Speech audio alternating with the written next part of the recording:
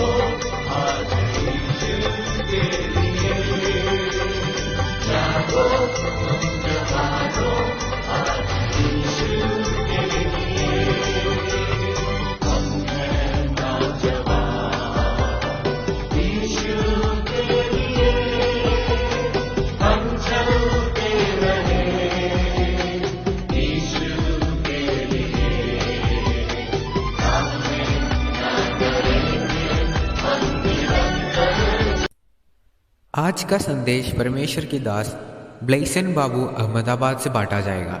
प्रार्थना के साथ सुनिए। परमेश्वर के नाम की महिमा हो। परमेश्वर की ओर से आप सभी को अनुग्रह और शांति मिलती रहे।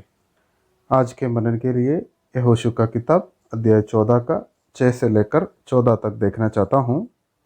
उधर हम कालेब के संबंध में कुछ बातें देखते हैं। वो बातें हमारा आत्मिक जीवन से तुलना करके हम आज देखेंगे। प्रिय भाइयों, हम जानते हैं ईसाई जीवन बिना निवृत्ति का संघर्ष है। शुरू किया तो पीछे मुड़कर देखना सही नहीं। शुरुआत से लेकर आखिरी दिन तक हमको प्रभु में आगे बढ़ना है। हमारी कुश्ती अच्छी रीति से हमको लड़ना है। इस दृष्टिकोण से हम अपने आत्मिक जीवन को देखते हैं तो कालेब हमारे लिए एक अच्छा नमूना है। उसकी आत्मिक जीवन हमें बहुत हैरान करती है। वह कभी परमेश्वर से अलग न हुआ, इसलिए वह हर ज़माने के संत लोगों के लिए हमेशा एक नमूना है। जब इस भाग को हम पढ़ते हैं तो एक तरफ कालेब का भूतकाल की जीत, वर्तमान काल की साहस और भविष्यकाल के संबंध में उसकी दूरदर्शिता, ये सब हम देख सकते हैं। पहले हम 7 और 8वीं कलम पढ़ेंगे।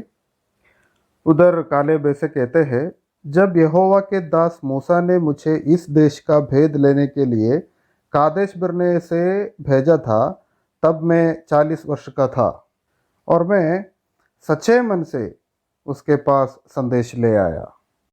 और मेरे साथी जो मेरे संग गए थे, उन्होंने तो प्रजा के लोगों का मन निराश कर दिया, परंतु मैंने अपने परमेश्वर यहोवा की पूरी रीति से बात मानी। देखो, कालेब का चेतना हमेशा परमेश्वर के साथ था। जब कनान का भेद लेने के लिए गया, उधर का नज़ारा मानवीय दृष्टिकोण से डरावना था, पर उसने अपने सच्चे मन से मूसा के पास संदेश ले आया। गिनती के किताब अध्याय 14 का 9वीं आयत हम देखते हैं तो यहोशू और कालेब इस्राएलियों की सारी मंडली से कहा, उस देश के लोगों से न डरो, क्योंकि वे हमारी रोटी ठहरेंगे। छाया उनके ऊपर से हट गई है और यहोवा हमारे संग है। देखो, कालेब का दृढ़ विश्वास हम इन बातों में देखते हैं। यशायाह का किताब अध्याय 50 का 7वीं कलम में हम परमेश्वर के दास के संबंध में भविष्यवाणी पढ़ते हैं, क्योंकि प्रभु यहोवा मेरी सहायता करता है, इस कारण मैंने संकोच नहीं किया, वरन अपना माथा चकमक की नाई कड़ा किया, क्योंकि मुझे निश्चय था कि मुझे लज्जित होने न पड़ेगा। ऐसा एक निश्चय हम कालेब की ज़िंदगी में देखते हैं।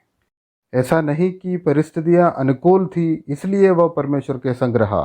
परिस्थितियां बिल्कुल प्रतिकूल था। अपने लोग उनके विरुद्ध थे, शत्रु बाहर नहीं था, छावनी के अंदर ही थे, पर कालेब कभी परमेश्वर से अलग न हुआ। उसने अपनी परमेश्वर यहोवा की पूरी रीति से बात मानी।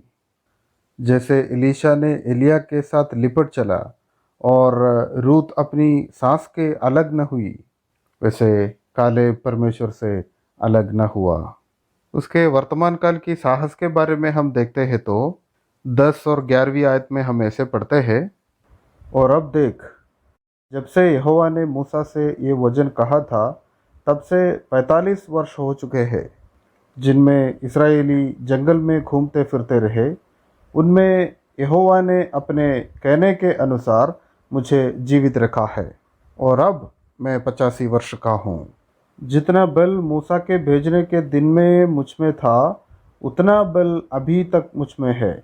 युद्ध करने व भीतर बाहर आने जाने के लिए जितनी उस समय मुझ में सामर्थ्य थी, उतनी ही अब भी मुझ में सामर्थ्य है। प्रिय भाइयों, अब कालेब 85 वर्ष का है, अभी भी वह बलवंत है।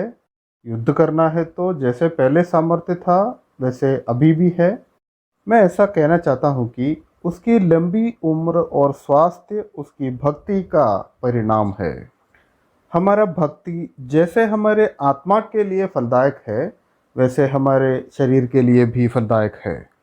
शमूएल का दूसरा किताब अध्याय 21 का 15वीं आयत हम देखेगा तो उधर दाऊद के संबंध में हम देखते हैं, जब दाऊद पलिश्तियों के साथ युद्ध किया, उस जंग में वो थक गया करके हम उधर पढ़ते हैं। उस समय दाऊद 60 साल का था, फिर भी वो थक गया। प्रिय भाइयों, नैतिक जीवन में हम असफल होते हैं तो इससे शारीरिक कमजोरी हो सकती है।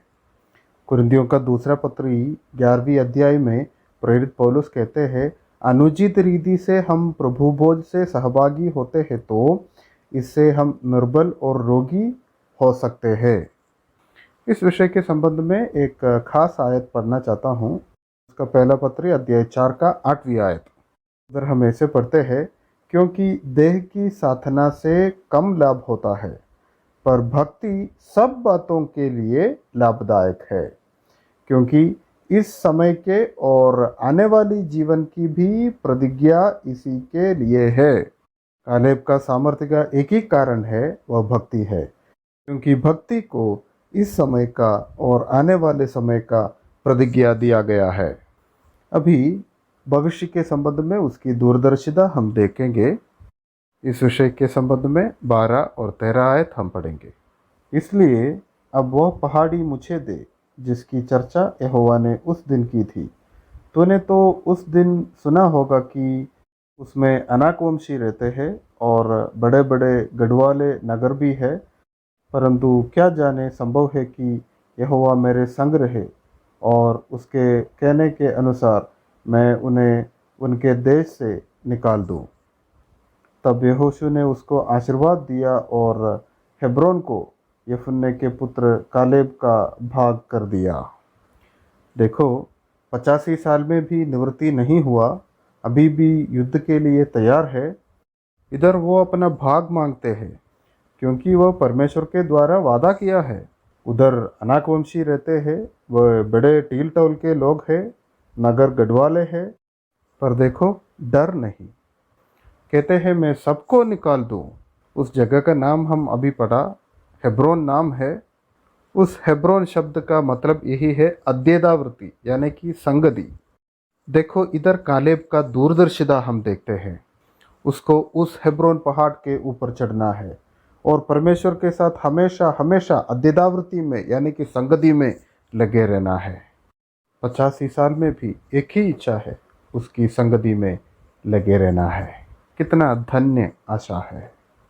प्रिय भाइयों, कालेब की तरह एक धन्य जीवन बिताना है तो कभी परमेश्वर से अलग न होने का, उसकी भक्ति में लगे रहने का, उसकी संगति में लगे रहने का। चारों के साथ परमेश्वर आप सभी को आशीष दे। परमेश्वर के नाम की महिमा हो।